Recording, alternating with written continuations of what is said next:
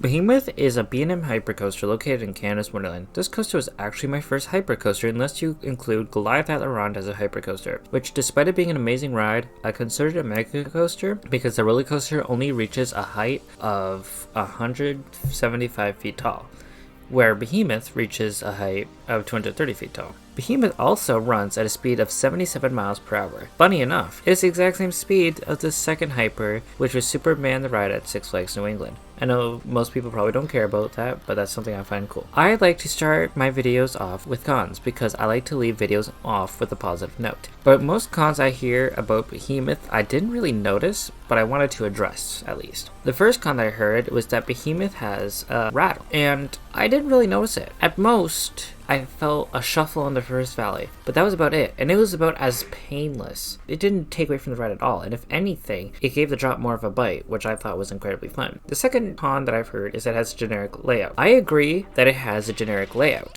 but I feel like that doesn't count as a con to me because it has a good element over and over, so it's perfect how it is in my opinion. And now there's one con that I do agree with, but not to the extent that other people seem to. Some people say that the trims are annoying, but unlike Candemonium, the trims did not zap the airtime away from the hills. Now granted, Candemonium had a good beat hill that had some really fun airtime, but I found that Behemoth's trims made the airtime weaker than it would have been, but still there was airtime, and that's what matters. I'm just happy to be there and experiencing airtime, so I didn't really care that much. And without those trims, I feel like the hills would have a sustained ejector airtime, and the helix would be filled with positives. So the trims may not ruin the ride for me, it would be undeniably better without them. So Canada's Wonderland, please run it without the trims. Maybe even do an event where you don't run it with the trims. The first drop of Behemoth was really strong, and it gave me sustained flow ejector airtime. I know some people are like, oh no, it's just floater, which I understand, but for me, it felt a little bit more than just floater. But you were just floating for a good clip, and then you went into a little turn. I know it's probably not really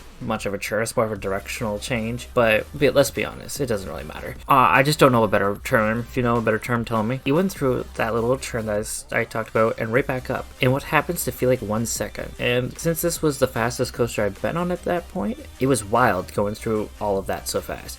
And then you go into another airtime hill. It almost felt like the first drop over again. And I mean that in the best way possible. And each valley's had some great positives too. Throwing you out of your seat, and then as you go up, it's right back to your seat fast. And it's painless too. And despite the repetition, it does not get tiring. And I felt when I was on the brake run at the end of the ride, I was satisfied with it. And with the weird helix after the brake run, I thought they were gonna be just filler elements, but no, they were actually really fun. So Behemoth surprised me quite a bit, and I think that it is underrated. I found that a lot of people say that this coaster is mid and overrated, but I could not disagree more. I think it's not talked about enough, and I had to get this coaster something like a 9 out of 10. That is genuinely how good I think it is. The only thing that would make it rank higher is by disabling the trims. Like I said, I don't think it ruins the ride. I found it has undeniable potential without the trims. So it doesn't ruin the ride, but it's just that's just something that could slightly change, make it a little bit better. So please, with Canada's Wonderland, make an event or something where we can do that. But you know what? It's still an amazing ride, and that's what matters. Thank you for watching the whole video. I put a lot of work into these videos, so it means a lot to me that you watched all of it. If you enjoyed it, it would mean a lot to me if you were to like the video and subscribe to my channel.